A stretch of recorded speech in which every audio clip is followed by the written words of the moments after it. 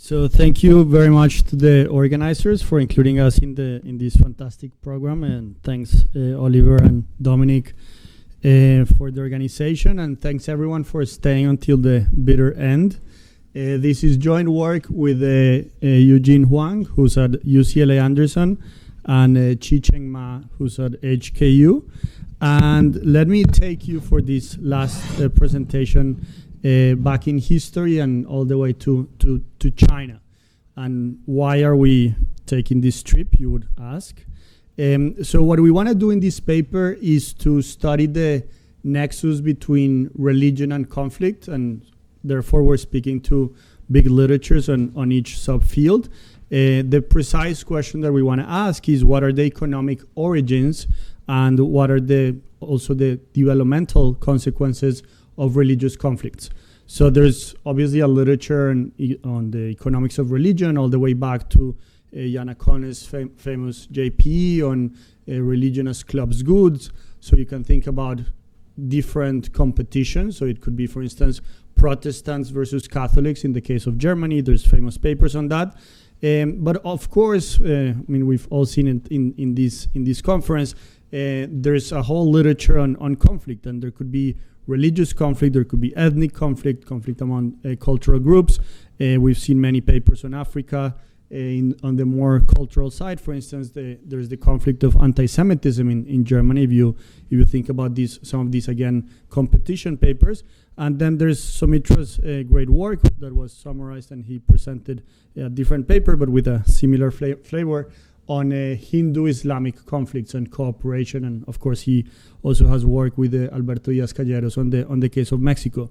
So there's kind of like these two literatures, and we want to study this nexus and in a way also add to this other literature on the long-term impact of Christian missionaries. So I've worked on this in the South American context. Chi-Cheng and James Kuhn have worked on the Chinese context, but here we're less interested in the missionary impact per se and more the reaction to these missionaries. So in this case, these Western Christian missionaries are entering China. What happens from the resistance, if you will? Like there's going to be a lot of anti-missionary violence, and that's the focus of studying in this paper.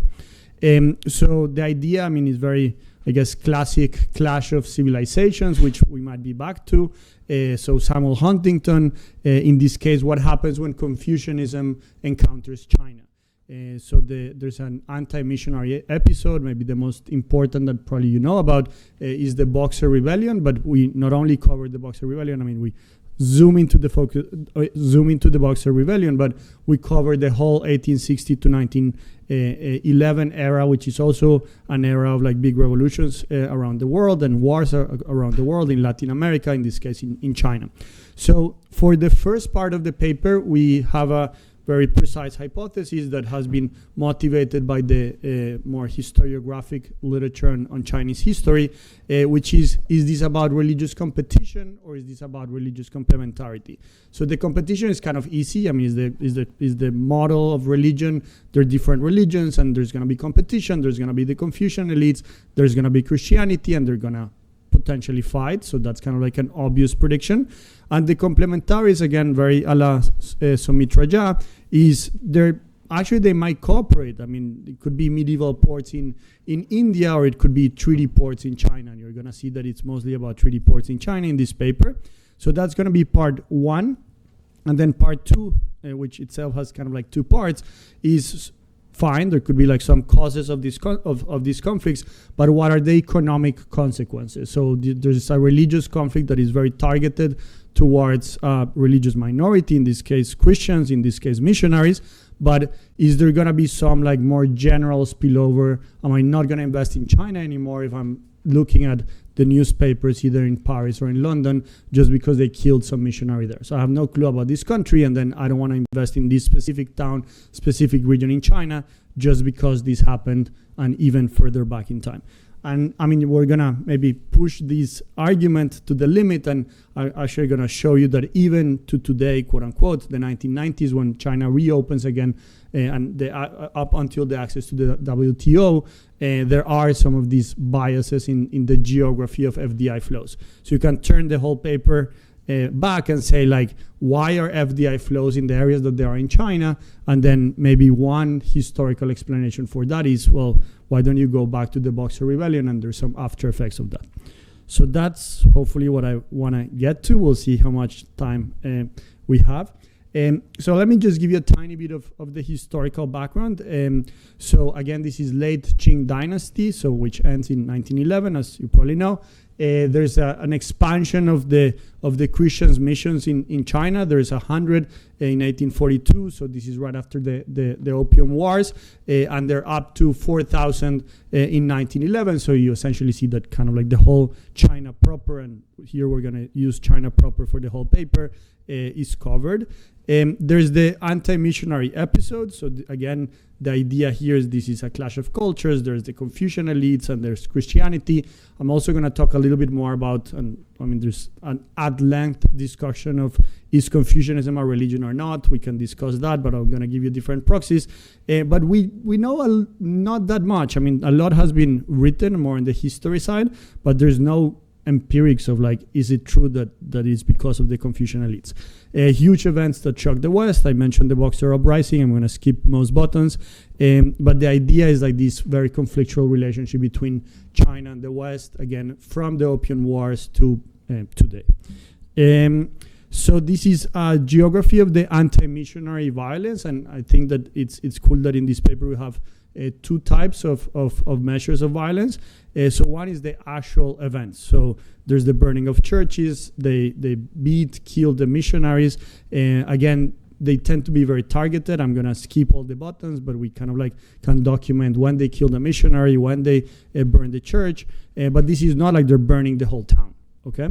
And then we also have pamphlets, so kind of like a more media latent measure of violence. So there's going to be propaganda written in Chinese.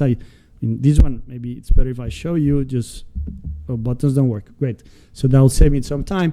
So written in Chinese, we will understand. I mean, there's kind of like a little caricature of the missionaries that are, in this case, like dog worshippers. It's what like the Chinese translation would say. So we have like these two measures, which I think it's interesting, and there's not exactly one-to-one. So we get some variation out of that as well.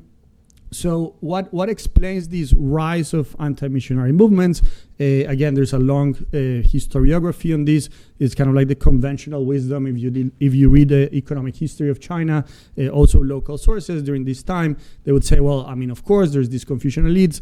So now you have kind of like this invading Western Christian forces. And again, it's not only like the religion, but you can think about it's the culture, it's who holds the political power between these Confucian elites and missionaries. I'm going to use a measure that it's more elites, and then once we go into measure, I'll also tell a little bit about what other measures we could use. But again, it's kind of like losing power from an incoming religious shock. Versus, you can think about complementarities. So these missionaries are not only bringing religion, and this speaks very much to the kind of like the economics angle of the religion literature, which is about externalities. I mean, there's a lot of papers written about the more educational benefits of missionaries, the human capital benefits understood also through health. So in this case, there's also access to technology, trade, modern. It's kind of like an era where China is very closed, and this is one way of getting technology from the West. So, I mean, in a way, maybe Confucian elites could also benefit from these modern technologies. So it's not clear. It's kind of like an empirical question whether one hypothesis dominates or the other one dominates. And also, these missionaries in particular might bring specific technology. So we can not only say what happens in general, but what happens with specific technologies. So let me just like jump straight to what we actually do. So the religious market competition, again, in this causes part, is going to be whether you have conflict. So again, we have these cases or prints, and I can show you measures of both. Obviously, whether you have missions or not is an important control. It's not the main object of this paper. You're just, okay, you have a mission, whether you have conflict or not. For the competition, the key variable is going to be the Confucian incumbent strength, which in this case is the density of the Confucian literati, a famous measure now in the literature. Temples, clans, we can use different measures. Also some whether there's chaste women, which is another measure of Confucian presence. And our key variable of interest here is going to be the interaction. So whether you have a mission and you have a Confucian elite, like in theory, that's where like most of the literature is saying that this is where we should get action for conflict. That's an empirical question, a bunch of geographic, political, historical controls, prefecture and time fixed effects. And then now that I've gone through this in some detail, the economic complementarities specification is exactly the same, but now we're going to think about treaty ports. So this is kind of like the key access to the West. It's not only in the coast. And again, is this about more kind of like the economic benefits back to some medieval traders in India? Here's kind of like the equivalent, obviously, a long literature on treaty ports in China, again, with this interaction with the missionaries. So is it more about competition or is it more about complementarities? Yes. Clarifying question. Yes. Should we think about this that the Confucian elites are stationed there and the missions arrive? Yes. And the clash? Yes. So I'm asking that because you have everything is time varying in your Yeah. interactions. Right? Yeah. So are your Confucian the Confucian measure is IT, so it varies over time? Less. Are you making it vary over time, or you're Less so. the predetermined? Less so. So you the take the predetermined measure of that, right? Yeah. Because otherwise you make everything endogenous. So the Confucian is less time varying and the missionaries is more time varying, and the Confucian elites, we have different measures, but they're quite stationary, all of them. Yeah, that's a good question. I mean, there's a follow-up question, which I guess you're probably expecting, which is, I mean, these things are endogenous, so maybe we want an instrument for these things. So we're gonna get there too. But this one was more about the stationarity of the Confucian elites. I mean, we've done this different ways. I'm not gonna again click the buttons because they don't work in this case. But there's nothing there. So it's not the case that in areas that have more Confucian elites and there's missionary entry, kind of like, again, the static and the dynamic, there's going to be more conflict. That's just simply not the case. And we've gone through like a list of variables that we can use as proxies for Confucian elites, and not only temples, literati, but also chaste women. And my co-author Chi-Cheng Ma has worked quite a bit on this topic. There's just not much there, okay? That was kind of like hypothesis 1 or 1.1.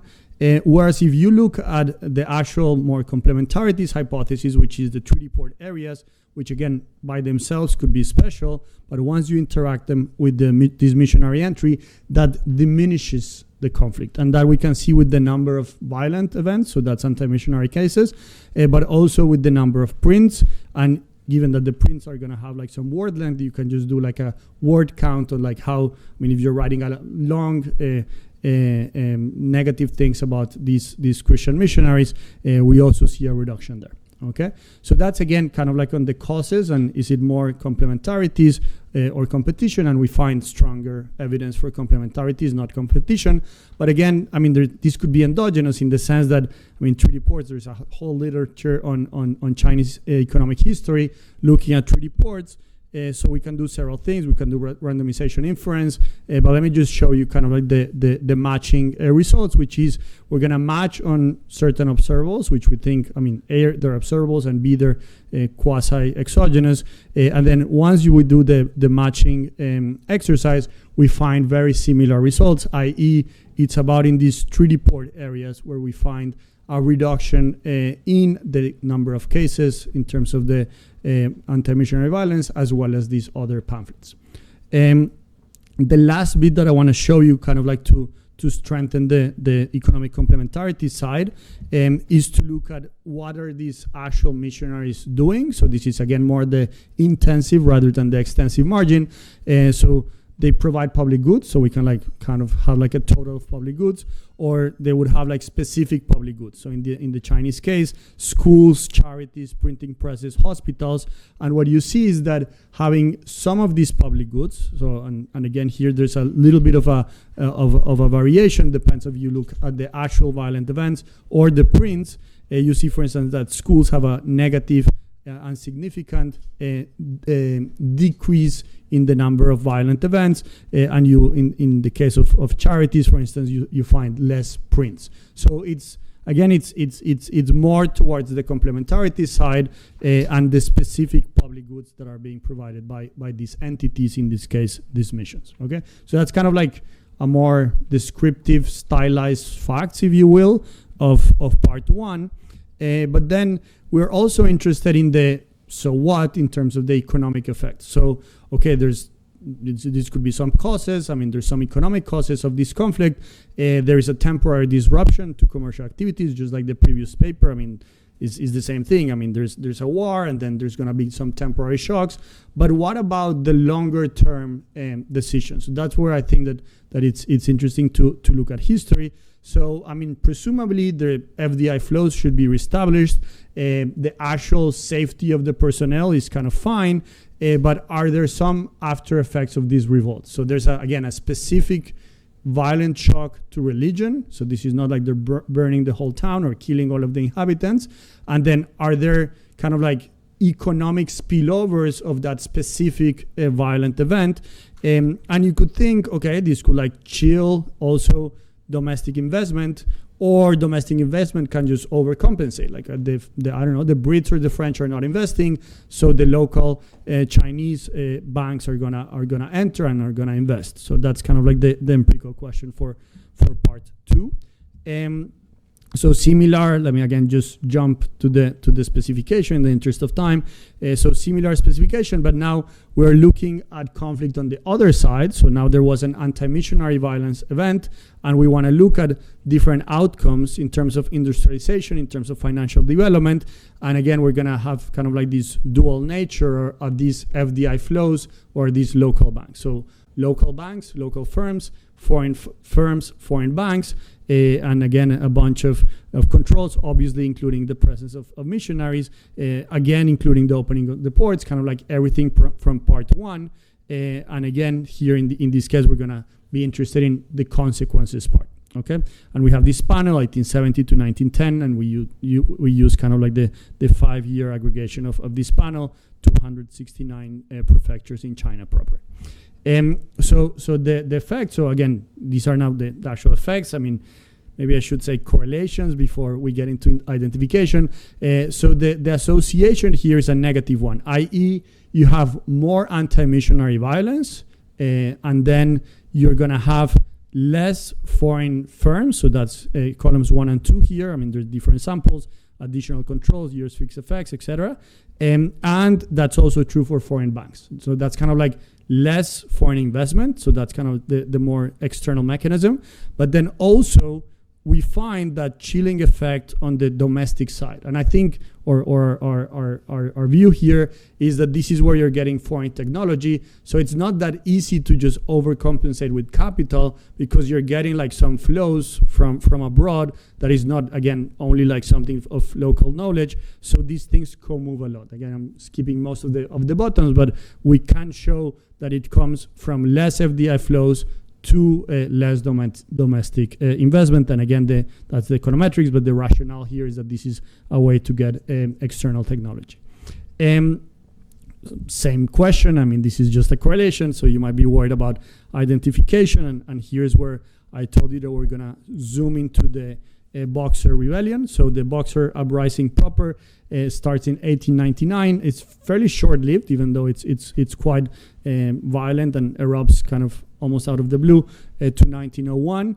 And there's a reaction to that, which is the Southeast Mutual Protection Pact. So this is initiated by the Qing dynasty and the governors. So the idea here is that there's going to be kind of like a pact of the southeastern provinces, which, quote unquote, these are some of the key provisions. I mean, we have like the whole written documents, but they prohibits the use of belligerent mobs, i.e. the Boxers, ensures that inland foreign merchants, missionaries, and their properties are placed under jurisdiction and protection of high-ranking officials, imposes strict legal penalties on Boxers involved in violent acts, i.e. protection. And what you see there is not the best timeline ever, but it's that this is fairly short-lived. So 1900 is the peak of the Boxer violence. By 1904, there's no more Southeast Mutual Protection Pact. So the idea here, and maybe it's easier to observe in a map, is that there's going to be part of China proper that is going to be part of this pact. And I mean, we can compare the whole of China, but from here, it's going to be pretty obvious that it makes more sense to compare the north or very a small window around the pact itself. And there's some areas that are going to be inside and some areas that are going to be outside. 5. Okay. And then we also have some data on Christian martyrs, which I can show you. I mean, there's not going to be time for anything, but let me show you some of the results at least. So this is just how it looks, kind of like the raw data. But you can see, I mean, quasi-parallel pre-trends. There's this event, and then it diverges. Okay, this is just kind of like to motivate. So the actual regression that we do, I mean, there's 2 things that we do. One is to do a difference in discontinuity. So this is kind of like the more technical RD side that we do, which is just your usual RD, but in this case, using spatial variation. So again, one area is part of the pact, one area is not, and then you're gonna like look at the differences over time. So you can look at pre-trends, et cetera, et cetera. So let me just show you first, and from the map, it should be a bit obvious that maybe it makes more sense to look at northern China and not the full sample. So 0.35 less foreign firms and 0.63 less foreign banks when you have the Boxer rebellion. So this is post 1901 in the Boxer regions. Okay, so this is kind of like what we observe. And when you run the proper diff in disk, you see the following, which is, again, this is foreign banks. So you see the decrease. This would be the Boxer rebellion proper, but we're talking like all the way to 1930, so intermediate effects, and the same thing for domestic banks and firms. And again, you can kind of show that it's from this lead to the next lag, which we do in the paper.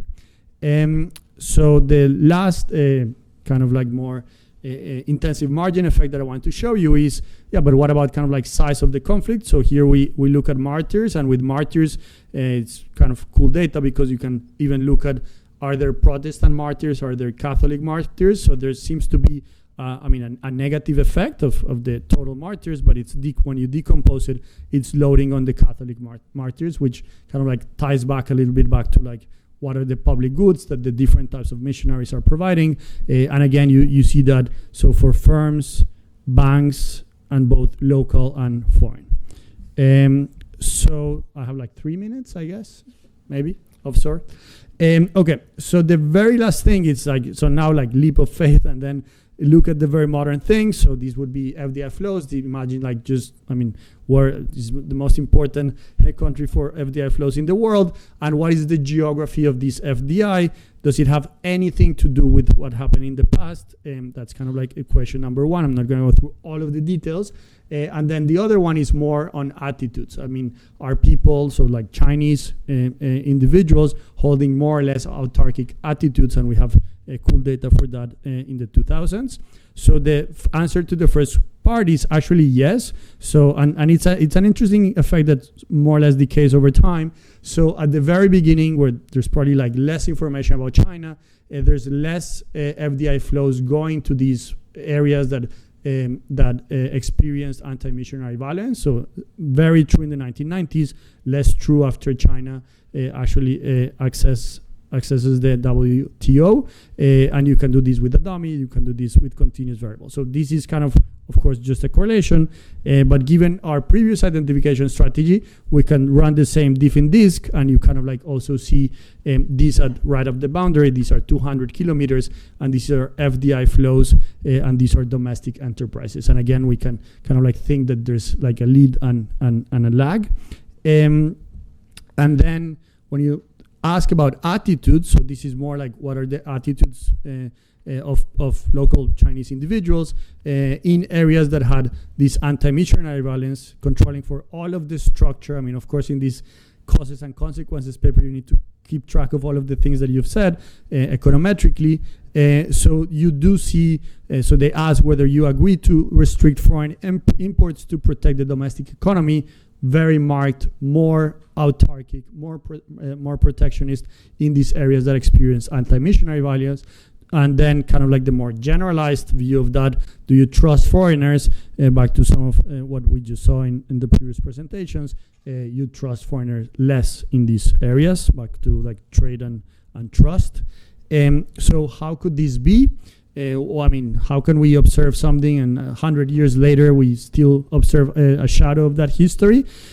So we think that media is quite important here. So this is just Le Petit Journal, which I guess maybe if I have some time I can buy some copies in the flea markets here in Paris. But you do see that this was very prominent. It would even have the pictures of who was killed. As you see, there's also some women that were killed, so we can have some of this data. And it's not only about, let me actually show you the data. So these are all of the articles in newspapers.com. 250,000 articles that mention the Boxer Rebellion. So there's nothing before the Boxer Rebellion, obviously, huge spike, but it's kind of like every time that there's some fight against China, you would say, oh, but remember the Boxer Rebellion. So it's not kind of like the event per se, and this is, I think, very much in the conflict literature, or it's an angle that I think it's important, this idea of collective memory. So it's not what happened, but like every time you're mentioning, and every time you're mentioning it, obviously with probably some bias. So there's like some key events, and where you see like, again, spikes of mentions of the Boxer Rebellion, which obviously like stays in the past, but it's kind of like talked about quite a lot. I mean, given 250,000 articles from, these are all mostly Western European plus Australia and Canada, I believe, and the US. So what we can do, and this is where we are now at the stages of this paper, is to look at whether total mentions of the Boxer Rebellion correlate with the actual investments. So whether, for instance, you have foreign banks or foreign firms, and if you mention that there's a Boxer Rebellion, there is going to be less investments, let's say in this case of Austrian in China, or whether it's part of the front page, or whether there was a casualty, or whether there's a business that was attacked, or in general, whether the sentiment is negative, but the sentiment is overwhelmingly negative. Almost every time that you talk about the Boxer Rebellion is to kind of like talk negatively about China. So let me leave it at that in the interest of time. So we studied the nexus between religion and conflict. We focus on anti-missionary violence in China during the late Qing dynasty, i.e. the Boxer Rebellion, but not only the Boxer Rebellion. We investigate in part one competing hypotheses. So is this anti-missionary violence, is this more about religious competition, so versus the Confucian elites? Apparently not. And is it more about economic complementarity? It seems so. So more on the treaty ports angle and more on the provision of public goods from the missionaries. And then what are the part two is like the economic costs of these anti-missionary violence. We find negative effect on the investments by foreigners on firms and banks, so FDI flows, as well as an accompanying co-moving effect, chilling effect of Chinese domestic economic development and investment also in these firms and banks. And in the longer term, this is what I just showed you, we document the reduced foreign direct investment flows in the 1990s and more autarkic attitudes today. And maybe one way which this persists, we believe, is the constant reminder in the Western media, at least, about this negative episode that happened all the way back to the 1900s, but might still have some economic impact today. Thanks a lot.